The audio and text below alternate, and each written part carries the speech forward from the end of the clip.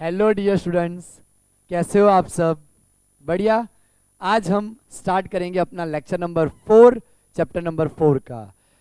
Friends, lecture number 4 में आज हम पढ़ने वाले हैं एम्पियर सर्किटल लॉ। ओके, और एम्पियर सर्किटल लॉ के जरिए हम इनफाइनाइटली लॉन्ग हॉलो वायर और सॉलिड वायर दोनों के इनसाइड, सरफेस और आउटसाइड तीनों जगह पे मैग्नेटिक फील्ड के फॉर्मूलाज क्या बनते हैं वो यहाँ पे डिस्कस करेंगे। तो ये लेक्चर बहुत ही इंपॉर्टेंट है क्योंकि इसके ऊपर से क्वेश्चंस न्यूमेरिकल्स बहुत सारे प्रीवियस ईयर के एग्जाम्स में आए हुए हैं, राइट। तो आइए शुरू करते हैं अपना आज का लेक्चर, एम्पियर सर्किटल लॉ। पहले मैं टाइटल लगाऊंगा ampere circuital law.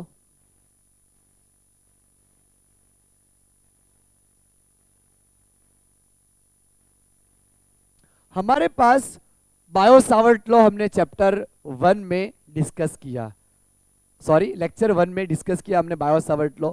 Biot-Savart law हमारे लिए इनफ है, राइट। लेकिन एम्पियर सर्किटल लॉ से हमारे प्रॉब्लम और भी ज़्यादा आसान हो जाते हैं। एम्पियर सर्किटल लॉ से हम बहुत ही सिमेट्रिकल जो बॉडीज होती है वो सिमेट्रिकल बॉडीज में हम बहुत ही इजीली कैलकुलेशन कर सकते हैं। आपने देखा होगा कि हमने इनफाइनाइटली लॉन्ग वायर में कितनी मेहनत करनी पड़ी थी डेरिवेशन करने में, राइट। फाइनाइट वायर के लिए हमें कितनी मेहनत करनी पड़ी थी, कितनी लंबी हमें डेरिवेशन करनी पड़ी थी, लेकिन एम्पियर सर्किटल लॉ से एकदम फटाक से हमारा आंसर आता है, राइट। तो Ampere circuital law is a very easy tool to solve the magnetism problem. Magnetic field के जो प्रॉब्लम होते हैं उनको सॉल्व करने में काफ़ी आसानी रहती है। फ्रेंड्स, हमारा जो चैप्टर नंबर 1 था उसमें हमने इलेक्ट्रिक फील्ड के जो प्रॉब्लम सॉल्व करे थे उसमें हमने गॉस लॉ की हेल्प ली थी।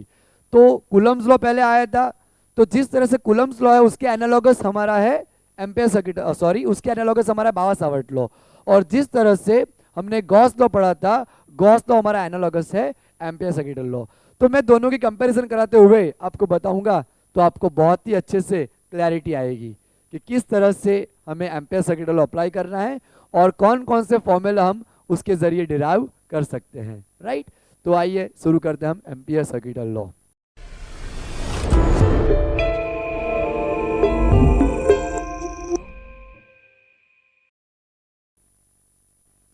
सबसे पहले एम्पियर सर्किटल लॉ हम यहाँ पे क्लोज लूप अगर बन रहा होगा हमारा उसके लिए अप्लाई करेंगे। तो क्लोज लूप होना जरूरी है, राइट। और क्लोज लूप ओपन सर्फेस वाला हो तो भी चलेगा, ओके। तो हम यहाँ पे पहले मान लो एक रिंग अज्यूम कर लेते हैं, जो रिंग हमने पिछले लेक्चर में ली थी वही रिंग हम यहाँ पे अज्यूम करेंगे। तो सपोज कर लो हमारे पास एक रिंग है, मैं इसकी थोड़ी बाउंड्री बना देता हूं। ये इसकी बाउंड्री है और ये उसकी सरफेस है, राइट। ये हमने थोड़ा यहाँ पे 3D लुक दिया है। इसमें से मान लो करंट पास कर रहे हैं, ये सपोज कर लो आप हमारा I1 करंट है, ये आप सपोज कर लो हमारा I2 करंट है, ये हमारा I3 करंट है, और I4 करंट को मैं अपोजिट डायरेक्शन में दिखाता हूं। ये हमारा अपोजिट डायरेक्शन में है, उसका भी रीजन है। और एक और करंट हम दिखाते हैं यहाँ आपको I5 करंट, राइट, ओके। तो हम अच्छे से यहाँ पे उसको समझ पाएंगे। और बाउंड्री का ट्रांसवर्स जो हमारा है, बाउंड्री सरफेस वो इस तरफ हम लेते हैं, उसकी डायरेक्शन इस तरफ, राइट। अब हमने गॉस लॉ में जो पढ़ा था वो हमारा क्लोज एनक्लोज्ड एरिया था। एनक्लोज एरिया के अंदर के चार्ज बहुत मायने रखते थे। उसी तरीके से यहाँ पे लाइन इंटीग्रल आएगा। वहां पे हमारा सरफेस इंटीग्रल था, यहाँ पे हमारा लाइन इंटीग्रल आएगा, राइट।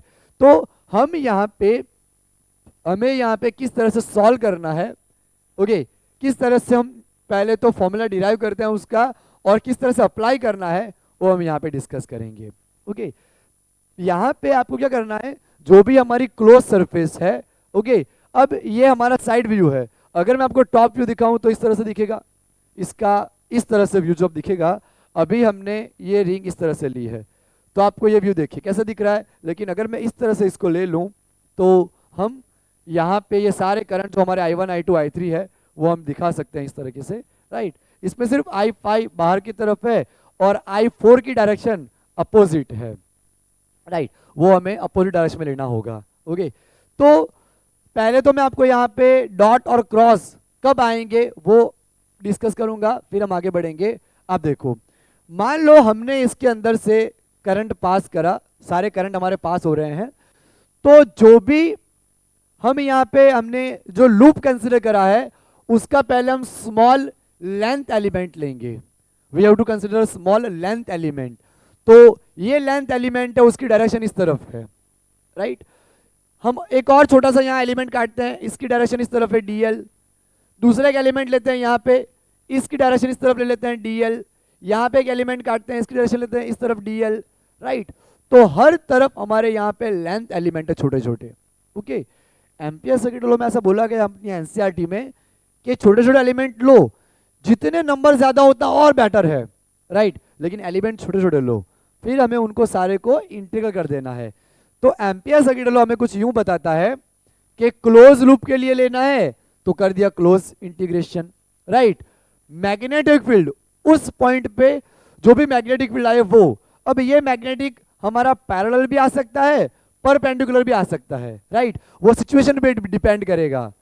ओके, तो जो भी मैग्नेटिक फील्ड है, यहाँ डीएल के साथ जो मैग्नेटिक फील्ड है उसका वो, यहाँ पे इसके साथ जो मैग्नेटिक फील्ड है डीएल के साथ वो उसका मैग्नेटिक फील्ड, इस डीएल के साथ जो मैग्नेटिक फील्ड है वो, यहाँ पे जो मैग्नेटिक फील्ड है वो, तो ये सारे डीएल एलिमेंट छोटे छोटे हमने जो काटे हैं यहाँ पे, उन सब का हमें मैग्नेटिक फील्ड यहाँ पे लेना है, राइट।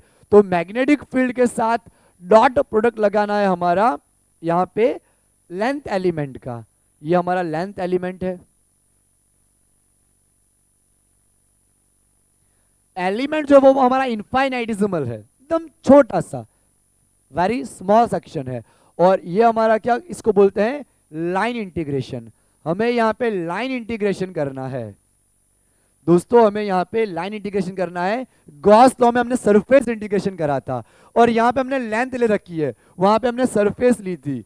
तो ये क्लैरिटी अगर आपको आ गई तो बहुत ही एनालॉगस आपको लगेगा और बहुत इजी हो जाएगा आपके लिए, right.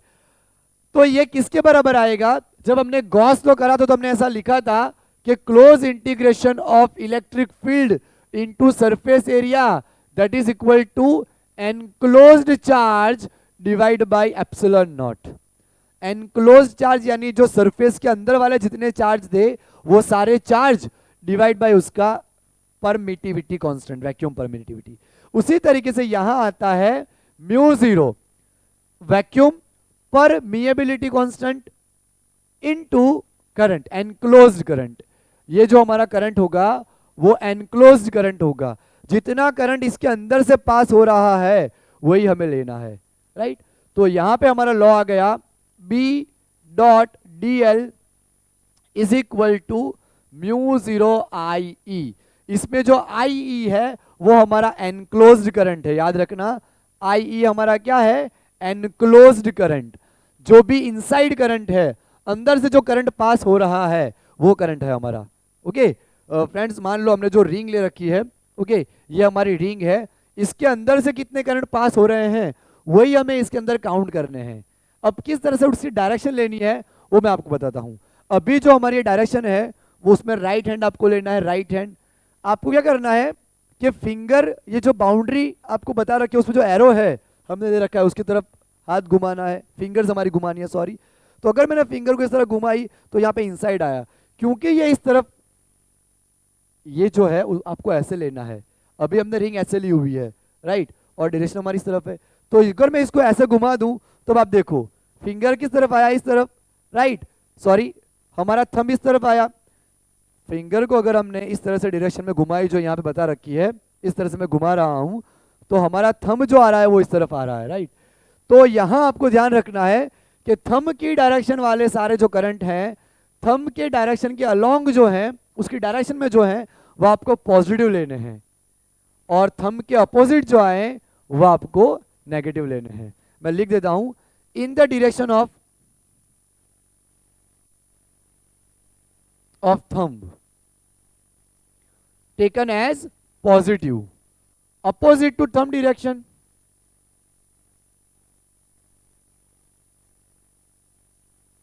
Opposite to thumb direction, उसको हमें कैसा लेना है, नेगेटिव। ओके, तो वापस एक बार दिखा रहा हूं, यहां पे जो हमने एरो हमने लिया हुआ है, चूज किया, उसको अगर आप क्या करो, क्लॉकवाइज डायरेक्शन में हमने लिया है अभी, राइट। तो अगर मैं इसके अंदर क्लॉकवाइज डायरेक्शन लूँ, ये देखो, तो थंब हमारा इस तरफ लाई कर रहा है, थंब, तो थंब की डायरेक्शन में जितने भी करंट हमारे आ रहे हो उनको हमें पॉजिटिव कंसिडर करना है, और जो करंट थंब के अपोजिट आ रहे हो उनको हमें नेगेटिव कंसिडर करना है, और ओनली हमें वही करंट को इंक्लूड करना है जो अंदर से पास हो रहे हैं, इसके अंदर से जितने भी पास हो रहे हैं उतनों को ही इंक्लूड करना है। अगर कोई उसके बाहर से पास हो रहा है तो उसको हमें इंक्लूड नहीं करना। ये बात आपको बहुत अच्छे से समझनी है, राइट। तो यहाँ पे हमारे एनक्लोज करंट में कौन कौन से करंट आएंगे, तो I1 I2 I3 प्लस होंगे, I1 I2 I3 हमारे यहाँ पे प्लस होंगे, और I4 हमारा अपोजिट डायरेक्शन में है, तो I4 हमारा कैसा आएगा, यहाँ पे नेगेटिव आएगा, क्योंकि वो अपोजिट डायरेक्शन में है इसलिए हमने उसको माइनस लिया है। और अब देखो I5 तो हमने लिया ही नहीं है, इस एनक्लोज करंट के अंदर I5 नहीं आएगा। क्यों नहीं आएगा, क्योंकि वो बाहर है, हमें अंदर के ही करंट लेने हैं, राइट। तो बहुत ही अच्छे से आपको एक कंसेप्ट समझ आया है ना, कि थंब की डायरेक्शन के सारे करंट हमें पॉजिटिव लेने हैं, अगर थंब के अपोजिट कोई आ जाए तो उसको नेगेटिव लेना है, लेकिन कौन से करंट लेने हैं, जो हमारे लूप के लाइन इंटीग्रल के अंदर आ रहे हों, ओके।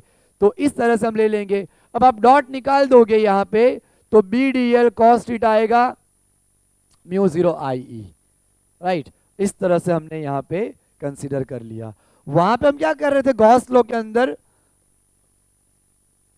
गॉस लॉ में हम जो इनसाइड चार्ज थे वही काउंट कर रहे थे, यहाँ भी हमें अंदर जो पास हो रहे हैं वही करंट लेने हैं। वहां पे जो पॉजिटिव हो रहा था उसको पॉजिटिव ले रहे थे, जो चार्ज नेगेटिव था उसको नेगेटिव ऐड कर रहे थे। यहाँ पे थंब की डायरेक्शन वाले को पॉजिटिव लेना है, अपोजिट वाले को आपको नेगेटिव लेना है, इस तरह से करना है। वहां पे एरिया इंटीग्रेशन था, यहाँ पे लाइन इंटीग्रेशन है। बस थोड़ा सा आप डिफरेंस समझ लो, फिर तो आपके दिमाग में बहुत अच्छे से बैठेगा, है ना। तो इस तरह से हमने एम्पियर सर्किट लॉ पता कर लिया, राइट। अब कौन कौन सी कंडीशन में एम्पियर सर्किट लॉ आप इजीली लगा सकते हो, वो हम 3 पॉइंट की यहाँ पे डिस्कशन करते हैं, राइट। बाकी यहाँ हमने थंब की जो डायरेक्शन है वो पता कर ली कि किस तरह से हमें यूज करना है।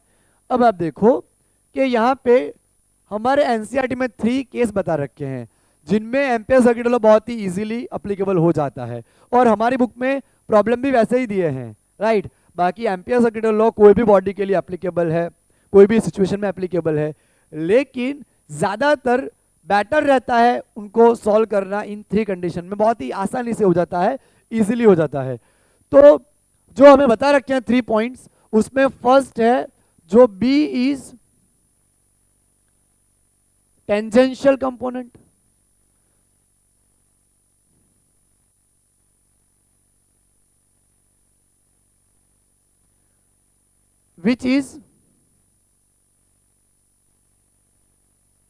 which should be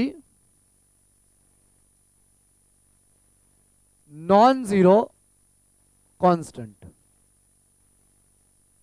right. B जो है वो हमारा टेंजेंशियल कंपोनेंट होना चाहिए और नॉन जीरो कांस्टेंट होना चाहिए, उसकी वैल्यू जीरो नहीं आनी चाहिए, नॉन जीरो कांस्टेंट हमारा होना चाहिए। तो टेंजेंट की डायरेक्शन में बी हो, यानी कि पैरेलल, यहाँ हमारा है तो पैरेलल होगा तो हमारा काम बहुत ही आसानी से बनेगा, यहाँ होगा पैरेलल होगा तो बहुत आसानी से काम बनेगा, पैरेलल होगा तो बहुत आसानी से काम बनेगा, क्योंकि पैरेलल डीएल के पैरेलल हुआ तो कॉस जीरो हो जाएगा, तो बहुत ही इजीली हम सॉल्व कर पाएंगे, ओके।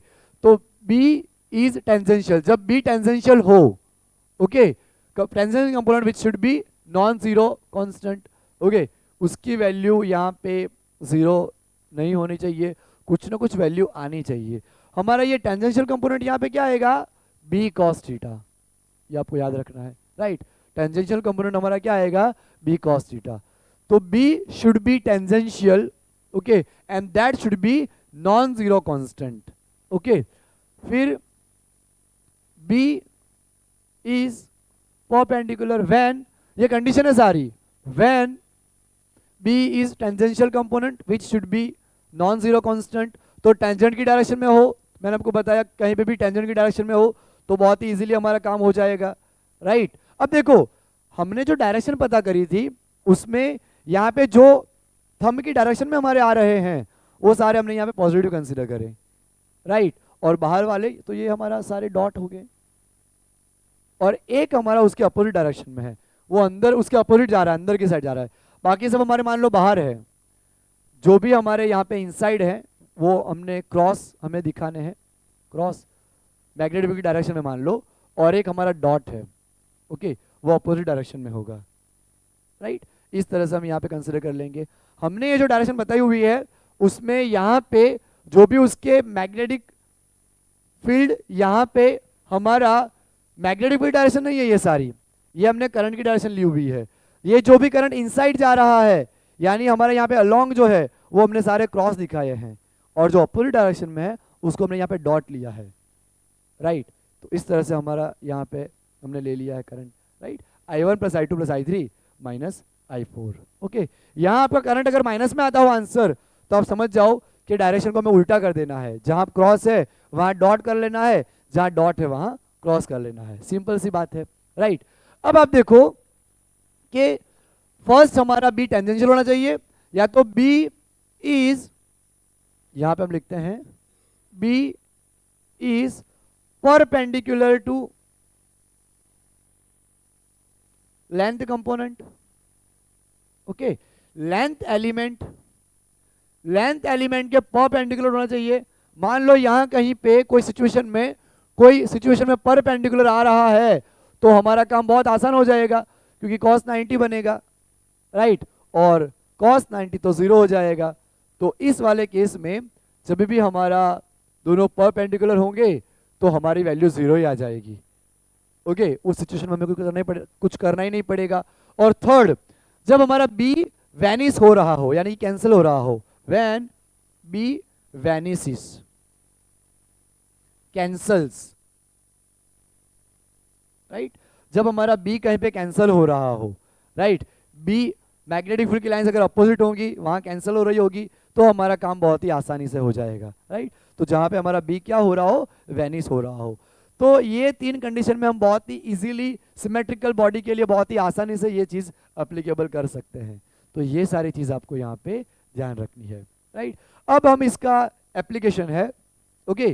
तो फर्स्ट एप्लीकेशन हमारा है infinite long solid conducting wire के लिए उसके इनसाइड पॉइंट पे, उसकी सरफेस पे और उसके आउटसाइड पॉइंट पे, ये 3 पॉइंट पे हम क्या करेंगे, मैग्नेटिक फील्ड निकालते हैं, राइट, कि मैग्नेटिक फील्ड की वैल्यू कितनी आती है।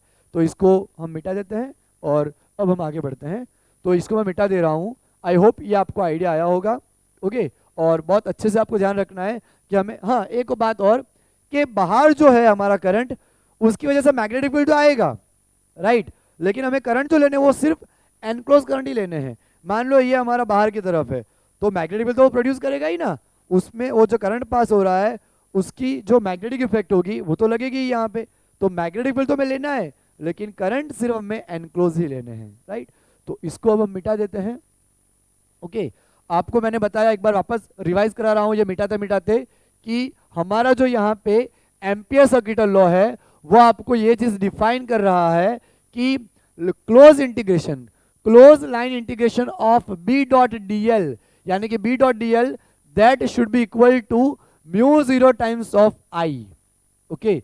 जो हमारा करंट आएगा IE वो कितना होगा, म्यू 0 टाइम्स ऑफ IE होगा। और IE में हमें कौन सा करंट लेना है, जो करंट हमारा इनसाइड है, राइट, जो करंट हमारा अंदर से गुजर रहा है वायर के वही हमें लेना है। आउटसाइड वाले करंट से हमें कोई लेना देना यहाँ पे नहीं है, जिस तरह से गॉस तो हमें चार्ज के लिए था, राइट। अब हम यहाँ पे करते हैं magnetic field due to long solid infinite conducting wire, okay. Magnetic field due to long straight infinite solid conducting wire, right. इसके लिए हम यहाँ पे करेंगे, ओके। तो इसके लिए ऑलरेडी हम कर चुके हैं यूजिंग बायोट-सावर्ट लॉ, इसका फॉर्मूला भी आपको पता होगा, राइट। तो वो ऑलरेडी हम सॉल्व कर चुके हैं, mu 0 I/4 pi A bracket में sin phi 1 plus sin phi 2, है ना। यहाँ हम अब एम्पियर सर्किट लॉ के जरिए उसके इनसाइड पॉइंट पे भी करने वाले हैं। ओके, तो मान लो हम यहाँ पे 1 बाय 1 केस लेते हैं। पहला केस लेते हैं हम at outside point. Okay, at outside,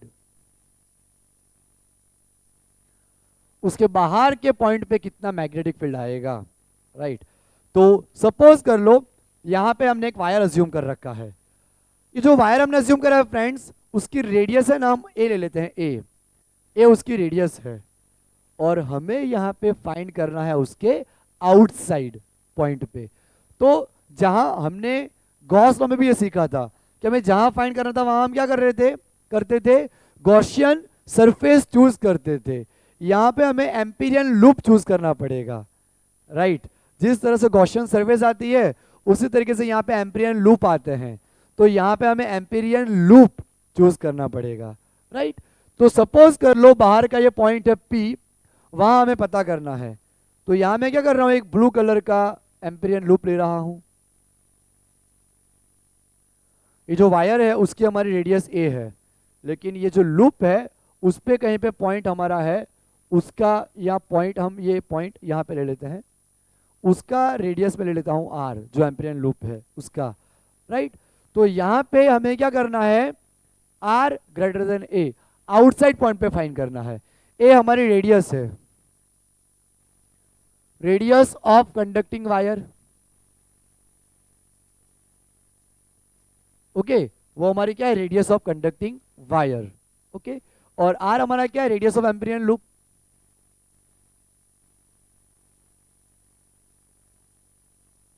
radius of Amperian loop है। ओके, अब देखो using Ampere circuit law, close integration B dot D L is equal to mu zero I E. अब आप देखो फ्रेंड्स कि हमारा जो लूप है वो ये है, राइट, और वायर उसके अंदर से पास हो रहा है, और वायर के अंदर से टोटल करंट हम पास कर रहे हैं आई। सपोज कर लो कि वायर के अंदर से टोटल हमारा आई करंट पास हो रहा है, ये हमारा लूप है। तो लूप के अंदर करंट है, तो आसानी से हम ले लेंगे यहाँ पे बी क्लोज इंटीग्रेशन, यहाँ पे दोनों की डायरेक्शन सेम होगी, तो हम यहाँ पे बी डी एल, पहले हम कर लेते हैं B D L cos zero हो जाएगा, mu zero I E. Okay, tangential component है यहाँ पे, तो B D L cos zero 1, तो B D L mu zero I E, B हमारा बाहर निकल जाएगा, integration D L mu zero I E, right. अब यहाँ पे हमारा इंटीग्रेशन डी एल क्या आएगा, इसका सरकमफ्रेंस, जो हमने यहाँ पे आर रेडियस वाला लूप लिया है उसका सरकमफ्रेंस आ जाएगा, तो वो हमारा होगा 2 pi R is equal to mu zero I E. तो मैग्नेटिक फील्ड भी हमारा आया mu zero I E upon 2 pi R, है ना। तो ये हमारा मैग्नेटिक फील्ड का फॉर्मूला आ गया outside point, right. Magnetic field at outside point, right. हमारे वायर के आउटसाइड पॉइंट पे मैग्नेटिक फील्ड आएगा, राइट। हमारा जो वायर है उसके आउटसाइड पॉइंट पे मैग्नेटिक फील्ड इतना आया। अगर मैं रिलेशन की बात करूं तो that is very much important, right. हमारा जो रिलेशन है वो काफी इंपॉर्टेंट है हमारे लिए। तो रिलेशन हमारा क्या बना, B inversely proportional to R, very important. Okay, अभी इसके ऊपर से इतने सारे क्वेश्चन आए हुए हैं, हम जितने भी क्वेश्चन करने वाले हैं, ओके, नीट के टोटल 4 क्वेश्चंस और जेई के 2 क्वेश्चन इसके ऊपर से हैं, और एक हॉलो सिलेंडर के लिए है क्वेश्चन, राइट। तो दोस्तों ये टॉपिक काफी इंपॉर्टेंट है। ओके, तो मैं आपको वापस बोलूंगा कि इस फॉर्मूले को और इस कंसेप्ट को बहुत अच्छे से आपको समझ लेना है, राइट। अब आप देखो कि मैग्नेटिक फील्ड के साथ जो हमारा आर का फॉर्मूला आया वो कैसा बना, इनवर्सली प्रोपोर्शनल आया। So B inversely proportional to R, right. R के साथ बी हमारा कैसा आया, इनवर्सली प्रोपोर्शनल आया, है ना।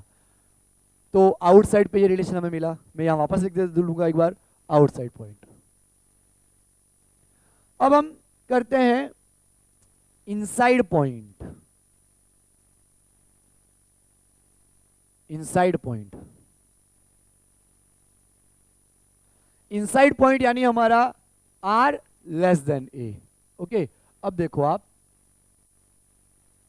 ये हमारा जो लूप मैंने बनाया है वो ए रेडियस है, यानी कि वायर है ये हमारा ए, ये हमारा वायर है, राइट। अब यहां पे अंदर में एक लूप ले रहा हूं, अंदर हमने एक लूप लिया आर रेडियस वाला, मान लो वहां हमें फाइंड करना है यहां पी पॉइंट पे।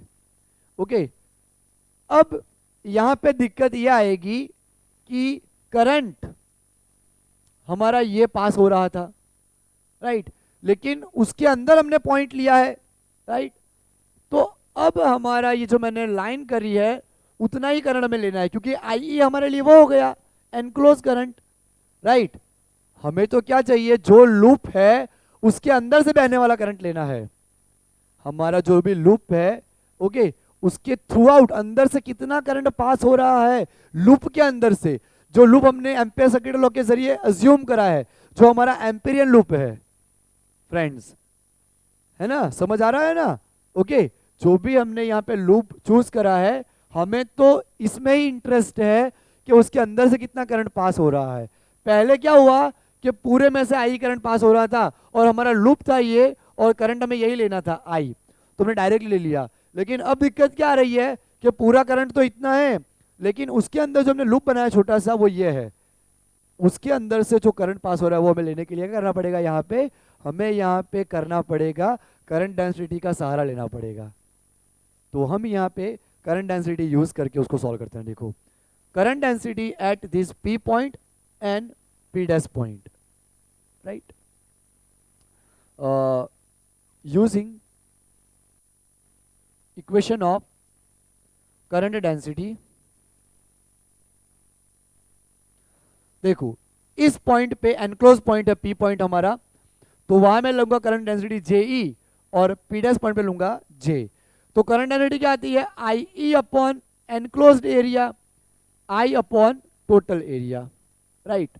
अब आप यहां पे देखो, आई ई एनक्लोज्ड एरिया हमारा कितना है, enclosed area pi small R square, pi R square, right. यहाँ पे टोटल करंट हमारा पास हो रहा है आई, और वहां पे हमारा एरिया हम लेंगे पाई ए स्क्वायर, पाई ए स्क्वायर, पाई पाई कैंसल, पाई पाई हमारा कैंसिल हो गया, आर स्क्वायर यहां आ जाएगा, तो I E is equal to I R square upon A square, right. ये हमारा आई ई आ गया। ओके, हमने कहाँ का एरिया लिया जिसमें से करंट पास कर रहा है आई, उसका एरिया लिया हमने पाई आर स्क्वायर, क्योंकि वो हमारा आर रेडियस वाला एम्पिरियन लूप है, और यहाँ पे हमारा ए रेडियस वाला है लूप, तो हमने वहाँ पे पाई एस कर लिया, पाई पाई कैंसिल हो गया, तो आई ई की वैल्यू हमें मिल गई फ्रेंड्स। अब हम यहाँ पे यूज कर सकते हैं एम्पियर सर्किटल लॉ। तो using Ampere circuital law, close integration of B dot D L is equal to mu zero I E. यहाँ पे भी हमारा टेंजेंशियल कंपोनेंट, यहाँ पे जो कंपोनेंट है वो अलोंग है, तो B D L cos zero होगा, बी को हम बाहर निकाल लेंगे, तो इंटीग्रेशन डी एल आ जाएगा हमारा म्यू जीरो आई ई। और ये जो हमारा एम्पिरियन लूप है उसका सरकमफ्रेंस बनेगा R, length is equal to circumference, तो उसका लेंथ इंटीग्रेशन हमारा कितना आएगा, 2 pi R is equal to mu zero I E, है ना। अब आप देखो कि यहाँ पे हमें वैल्यू रखनी है किसकी, म्यू आई ई की, सॉरी आई ई की वैल्यू अगर हम यहाँ रिप्लेस कर देंगे तो I into R square upon A square, right. एक आर कट जाएगा, हमें तो निकालना है बी, तो बी हमें मिल जाएगा mu zero I R upon 2 pi A square, 2 pi A square, right. तो ये फॉर्मूला आपको याद रखना है friends, mu zero I R upon 2 pi A square. Okay, आप देखो कि यहाँ पे जो हमारा रिलेशन मिला है आर के साथ बी का, वो क्या मिला है, डायरेक्टली प्रोपोर्शनल, यानी कि अंदर की तरफ सेंटर से हम जैसे स्टार्ट करेंगे, जैसा डिस्टेंस बढ़ेगा मैग्नेटिक फील्ड भी हमारा बढ़ता ही जाएगा, सरफेस पे आके मैक्सिमम होगा, फिर बाहर इनवर्सली प्रोपोर्शनल फॉलो करेगा, यानी रिड्यूस होगा, डिक्रीज करेगा, है ना। तो आप देखो यहाँ पे ये हमारा जो फॉर्मूला आया है वो इनसाइड पॉइंट के लिए है, magnetic field for inside point, inside the solid conducting wire. Okay, ये हमारा रिलेशन आया। ओके, अब अगर मान लो हम थर्ड पॉइंट यहां पे करते हैं, third at the surface, at the surface. तो सरफेस के लिए हमें क्या करना पड़ेगा? ओके, ये मैं यहां पे इसको मिटा देता हूं, ये सारी चीजों को। अब आप देखो कि ये हमारी सरफेस है, ये हमारी सतह है सरफेस। तो उसके लिए हमारा रेडियस ए और एम्पिरियन लूप भी हम वहीं पे लेंगे आर। अब मुझे एम्पिरियन लूप उसी के ऊपर बनाना है, सरफेस के ऊपर ही। तो यहाँ पे दोनों रेडियस सेम हो गई, radius of conducting wire and radius of loop. तो यही सेम चीज तो होगी ना। यहाँ हमें सिर्फ क्या करना पड़ेगा, आर की जगह पे ए लगा देना पड़ेगा। ए ही हमारा आर है, आर ही हमारा ए है, राइट। तो सरफेस में भी हमारा मैक्सिमम रहेगा, फॉर्मूला मैक्सिमम फील्ड रहेगा, मैग्नेटिक फील्ड जो भी आएगा वो मैक्सिमम आएगा। उसके बाद वो रिड्यूस होना स्टार्ट करेगा। ओके, तो तीनों केस आपको बहुत ही अच्छे से समझ आए हैं। अब हम यहाँ पे उसका क्या करते हैं, प्लॉट, ग्राफ प्लॉट करते हैं, एक्स आर वर्सेस बी का। ओके, क्योंकि ग्राफिकल क्वेश्चन बहुत सारे आए हैं। ओके, और हम वहीं पे अब वही क्वेश्चन अभी सॉल्व करने वाले हैं। तो मैं क्या करता हूँ, इसको मिटाता हूँ और यहाँ पे मैं आपको ग्राफ दिखाता हूँ कि हमने जो ये वेरिएशन लिया मैग्नेटिक फील्ड का डिस्टेंस के हिसाब से, वो किस तरह से चेंज करेगा, उसकी वैल्यू किस तरह से आएगी, वो हम यहाँ पे डिस्कस करेंगे, राइट।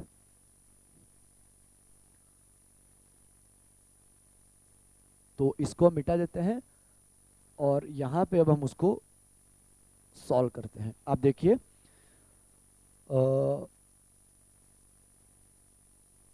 ये मैंने एक सर्कल बनाया, यहाँ पे हम ग्राफ प्लॉट करते हैं। जैसे जैसे हम अंदर रहे, बढ़ते गए, डिस्टेंस बढ़ाते गए बढ़ाते गए बढ़ाते गए, वैसे यहाँ पे हमारा मैग्नेटिक फील्ड भी बढ़ता गया बढ़ता गया। ये हमारा मैग्नेटिक फील्ड इस तरफ और इस तरफ हमारा डिस्टेंस है आर। ओके, तो यहाँ पे क्या रिलेशन आया, बी प्रोपोर्शनल टू आर। ये कहाँ पे ऐसा मिला हमें, इनसाइड पॉइंट पे, राइट। इनसाइड पॉइंट पे हमारा मैग्नेटिक फील्ड आया रेडियस के, सॉरी डिस्टेंस के डायरेक्टली प्रोपोर्शनल, डिस्टेंस के कैसा आया, डायरेक्टली प्रोपोर्शनल। जैसे ही हम बाहर निकले सरफेस पे आया मैक्सिमम, ये हमारा सरफेस आ गया। अब आर इज इक्वल टू यहाँ तक। जैसे ही हम सरफेस पे पहुंचे फ्रेंड्स, वो हमारे लिए मैक्सिमम हो गया, मैक्सिमम,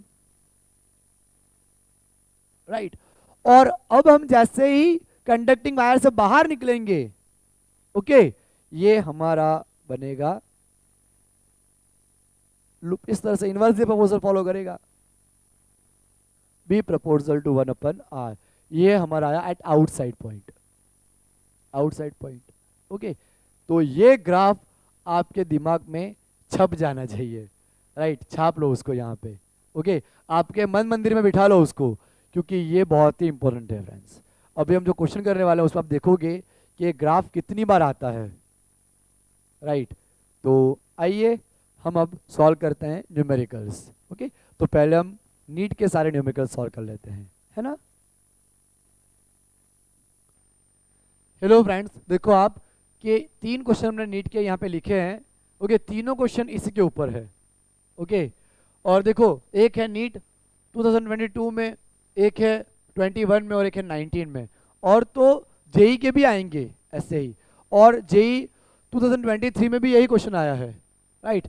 यानी कि अगर नीट के क्वेश्चन जिसने किए हो उसको जेई के भी क्वेश्चन आएंगे, या जेई के आने वाले क्वेश्चन अब तो नीट में भी आ रहे हैं। इसीलिए आपको जितनी भी प्रॉब्लम आपको मिले सिमिलर टाइप के, वो सारे सॉल्व करने हैं। जेई नीट ऐसा कोई भेदभाव नहीं रखना है। हाँ, जेई एडवांस लेवल के सॉल्व करने की आपको ज़रूरत नहीं है, लेकिन बेसिक बेसिक जितने भी आते हैं वो नीट वालों को सारे कंसेप्ट क्लियरिटी होगी, तो आपके लिए बहुत ही आसानी रहेगी आपके एग्जाम में पेपर अटेम्प्ट करने में, राइट। अब आप देखो कि ये क्वेश्चन ऐसा बोला है कि from Ampere circuital law for a long straight wire of circular cross section carrying a steady current, the variation of magnetic field in the inside and outside region of the wire is. अब पहला option हमने लिखा है a linearly increasing function of distance R up to the boundary, boundary तक directly proportional, and then decreasing 1 with a 1/r। उसके बाद 1/r, right. तो हमें तो पता है कि यही तो आता है, तो उसको हम पहले मार्क तो कर ही देते हैं। बाकी सारे देखो, ये यहाँ तक लाइन सेम है, लेकिन यहाँ से चेंज करा कि लीनियरली डिक्रीजिंग, इस तरह से, वो तो आएगा नहीं। उसके बाद लीनियरली इंक्रीजिंग, वो भी नहीं आएगा। यूनिफॉर्म एंड रिमेन कांस्टेंट, वो भी नहीं आएगा। तो यहाँ पे हमारा आंसर कौन सा आया? ए, राइट। अंदर की तरफ डायरेक्टली प्रोपोर्शनल, जैसे ही बाहर निकले 1/r के हिसाब से, यानी कि इनवर्सली प्रोपोर्शनल, इनवर्सली डिक्रीज होगा, राइट। अब हमारा क्वेश्चन है नीट 2021 का, a thick current carrying cable of radius capital R carries a current I uniformly distributed across its cross sectional. पूरे क्रॉस सेक्शनल के अक्रॉस यूनिफॉर्मली करंट हमने distribute कर रखा है, रेडियस उसकी कैपिटल आर है। The variation of magnetic field B of R, जैसे R बदलेगा बी भी बदलेगा, इसलिए बी ऑफ आर बता रखा है। Due to the cable with the distance R, small R के हिसाब से चेंज हो रहा है यहाँ पे। From axis of the cable is represented as, तो केबल है, एक्सिस है, सॉलिड कंडक्टिंग वायर ही हुआ, तो कौन सा ग्राफ आएगा हमारा? सी, अंदर डायरेक्टली प्रोपोर्शनल और बाहर इनवर्सली प्रोपोर्शनल। ओके, तो बहुत ही पप्पू क्वेश्चन निकला ये भी, राइट। और ये भी ऐसा ही है। और सिलिंड्रिकल, सिर्फ क्वेश्चन के टाइप बदल रहे हैं, बाकी आंसर तो सारे में सेम ही आ रहे हैं। और cylindrical conductor of radius capital are is carrying a constant current, the plot of the, याद रखना एम्पियर सर्किट लॉ यहाँ पे कांस्टेंट करंट के लिए एप्लीकेबल है, कांस्टेंट करंट होना चाहिए। The plot of the magnitude of the magnetic field be with the distance D from the centre of the, अब रेडियस की जगह डिस्टेंस बता दिया, फर्क कुछ नहीं पड़ा ना, यहाँ पे रेडियस की जगह सिर्फ डिस्टेंस बता दिया है, राइट। तो यहाँ पे हमारा आंसर आएगा सी, अंदर की तरफ डायरेक्टली प्रोपोर्शनल और बाहर की तरफ यहाँ पे इनवर्सली प्रोपोर्शनल। ओके, और भी हम ऐसे क्वेश्चन करते हैं जो आ चुके हैं एग्जाम में। दोस्तों 3 क्वेश्चन हम और करते हैं, जेई मेन 2023 में आया, जो हमने किया हुआ ही है। A long straight wire of circular cross section, radius A है उसका, is carrying a steady current I, जो हमने एग्जैक्टली केस करा था उसमें भी हमने रेडियस भी ए ली थी वायर की। The current I is uniformly distributed across this cross section, the magnetic field is directly proportional to R in the region R less than A, यानी कि ए हमारी रेडियस है वायर की, तो वायर के अंदर का पॉइंट हुआ तो उसके लिए डायरेक्टली प्रोपोर्शनल आएगा magnetic field, and inversely proportional to outside wire. Okay, तो यही आंसर है, इसलिए मैंने बाकी ऑप्शन लिखे ही नहीं, क्योंकि आपको पता चली गया है अब। ओके, तो यही हमारा क्या है आंसर, कि अंदर डायरेक्टली प्रोपोर्शनल होता है और आउटसाइड क्या होता है? इनवर्सली प्रोपोर्शनल होता है, राइट। तो यही आंसर आया। अब हम ये वाला करते हैं, ये जेई मेन 2022 का क्वेश्चन है। A long straight wire with a circular cross section having a radius capital are is carrying a steady current I. The current I is uniformly distributed across this cross section. Then the variation of magnetic field due to current I with radius R from its center will be. Centre से wire की radius तक क्या variation आएगा? वही आएगा जो हर बार आ रहा है, B proportional to R, right. तो हमारा ऑप्शन यहाँ पे आंसर होगा बी प्रोपोर्शनल टू आर, अंदर के लिए डायरेक्टली, बाहर के लिए इनवर्सली। आप सोचो कितने सारे क्वेश्चन हो गए, राइट। अब ये हमारा थोड़ा अलग है, ये नीट 2016 फेज 1 में आया हुआ क्वेश्चन है। इसमें ऐसा बोला गया, a long straight wire of radius A carries a steady current I, the current is uniformly distributed over its cross section, the ratio of the magnetic field B and B dash at radial distance, पहला हमें लेना है distance कितना? a/2, और दूसरा हमें लेना है कितना? Twice a respectively from the axis of the wire. पहले हमें उसके अंदर के पॉइंट पे और दूसरा 2a यानी वायर के बाहर निकल चुके हैं, रेडियस ही a है, तो ये पॉइंट अंदर का हुआ और ये पॉइंट उसके बाहर का हुआ, राइट। तो आप देखो पहले हम इनसाइड पॉइंट के लिए ले रहे हैं, तो क्या फॉर्मूला आएगा? μ0 IR upon 2 pi a square. तो R1 हमारा कितना है? a/2, तो B1 यहाँ पे हमें मिल जाएगा μ0 I a/2 2 pi a square, a से a कट जाएगा, 2 2 जा 4 हो जाएगा, तो ये हमारा आ गया μ0 अपॉन 4 पाई a, राइट। ये हमारा इनसाइड के पॉइंट में इतना आ गया। ओके, अब आप देखो आउटसाइड का क्या फॉर्मूला आता है? μ0 I upon 2 pi r। Okay, यहाँ पे हमारा R2 है, ट्वाइस है, तो μ0 I 2 pi twice A, 2 two ज़ा 4, तो mu 0 I upon 4 pi A. Okay, अब आप देखो यहाँ पे आया म्यू 0 आई अपन 4 पाई ए, यहाँ पे भी आया म्यू 0 आई अपन 4 पाई ए।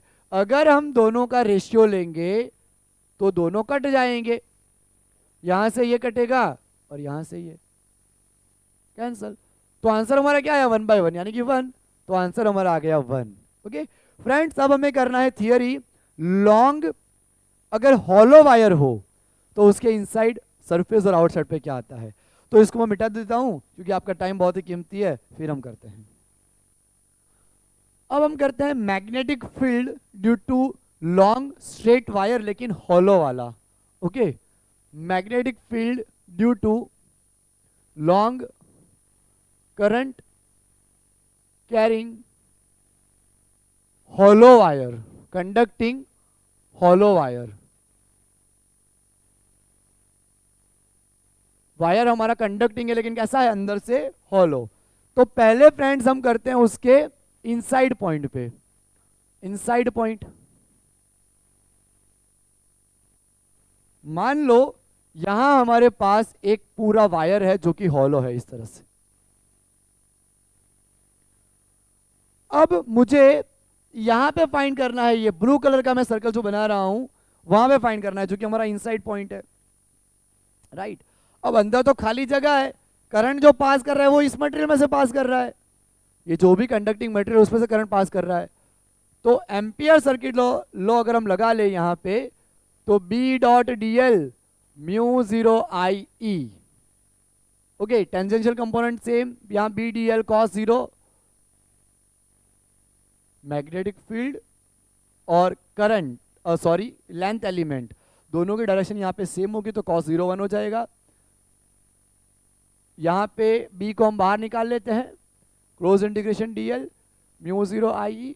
मान लो हमने छोटा सा रेडियस r वाला यहाँ पे लूप ले रखा है म्यू 0 r, लेकिन करंट ही नहीं है, करंट ही नहीं है तो मैग्नेटिक फील्ड 0 ही आना है, राइट। करंट जो है वो हमारा यहाँ से पास कर रहा है इस जगह में से, अंदर तो खाली जगह है, अपना जो हॉलो सिलेंडर है उसमें अंदर तो खाली जगह है, तो वहां से तो करंट ही पास नहीं करेगा, और करंट ही पास नहीं करेगा, 0 होगा, तो बट ऑब्वियसली मैग्नेटिक फील्ड भी कैसा होगा, 0 होगा, राइट। अब हम यहाँ पे करेंगे outside point, magnetic field at outside point. अब आउटसाइड पॉइंट के लिए तो वही बात बनेगी, मैं दूसरा डायग्राम ड्रॉ नहीं कर रहा हूं, यहाँ पे एक लूप ले लेते हैं एम्पियर लूप, ये एम्पियर लूप हमारा उसकी रेडियस है r, राइट। तो यहाँ पे अगर हम एम्पियर सर्किट लॉ यूज करेंगे, using Ampere circuit law, close integration B dot D L mu 0 I E, B हमारा बाहर निकल जाएगा, cos 0 1 इंटीग्रेशन डी एल, ये हमारा यहाँ पे क्लोज लूप जो बना वो हमारी यहाँ पे रिंग ही फॉर्म हो रही है एम्पियर लूप की, तो सरकमफरेंस यहाँ पे आएगा 2 पाई r, और करंट भी हमारा यहाँ फ्लो। अब यहाँ पे क्या हुआ दोस्तों, यहाँ पे क्या हुआ हमारा कि जो लूप है उसके अंदर करंट I पास कर रहा है ना, तो उसके लिए I आ गया। मैग्नेटिक फील्ड क्या बना हमारा म्यू 0 आई अपन 2 पाई r, राइट। तो यहाँ पे B हमारा आ गया म्यू 0 आई अपन 2 पाई r, ओके, ये हमें मिल गया, राइट। तो आउटसाइड के लिए क्या आया हमारा relation, B inversely proportional to r, जो नॉर्मल हमारे सॉलिड कंडक्टिंग वायर में भी आया था। यहाँ पे सिर्फ आपको ये याद रखना कि इनसाइड 0 होगा, बाकी आउटसाइड तो वही होगा, और एट सरफेस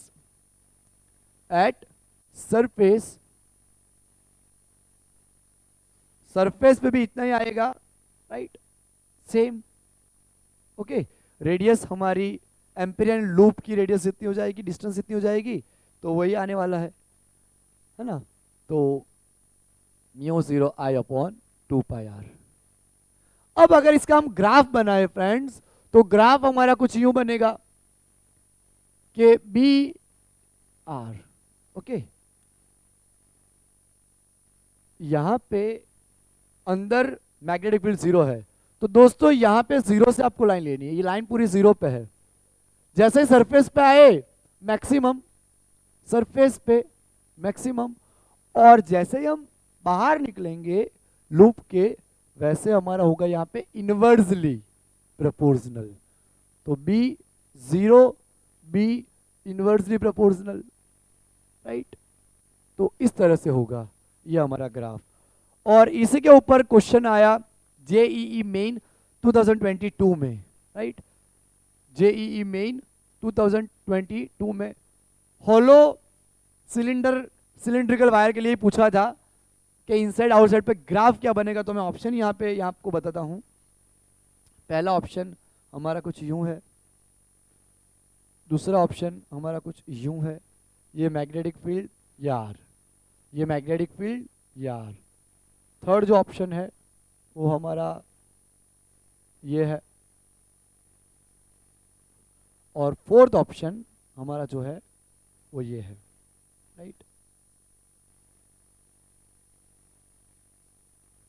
ये तो मैं लिख रहा हूं, राइट। अब आप देखो कि क्या आएगा यहाँ पे आंसर, तो यही आएगा। ओके, हॉलो के लिए अंदर तो 0 होता है और बाहर इनवर्सली प्रोपोर्शनल को फॉलो करता है, राइट। इसी तरीके से तो आएगा ना, राइट। तो ये हमारा आ गया आंसर। ओके, तो यहीं पे इस लेक्चर को हम करते हैं समाप्त। आप बहुत ही अच्छे से पढ़ाई करते रहिए, ऑल द वेरी बेस्ट। और जितने पॉजिटिव रहोगे, ओके, पॉजिटिव थॉट्स रखोगे, उतनी आपको पढ़ाई में बहुत ही हेल्प मिलेगी, बहुत अच्छे से आपके मार्क्स भी आएंगे और मेंटली बहुत अच्छा फील करोगे। जब मार्क्स आते हैं तो बहुत अच्छा फील होता है, राइट। तो नीचे मैंने नोट्स भी इसके रख दिए हैं, तो आप बहुत ही अच्छे से रिवाइज करिए और पूरा लेक्चर अच्छे से एक बार पढ़ लीजिए, राइट। Thank you everyone. आप अपना खूब खूब ख्याल रखिएगा। मिलते हैं, बाय एवरीवन।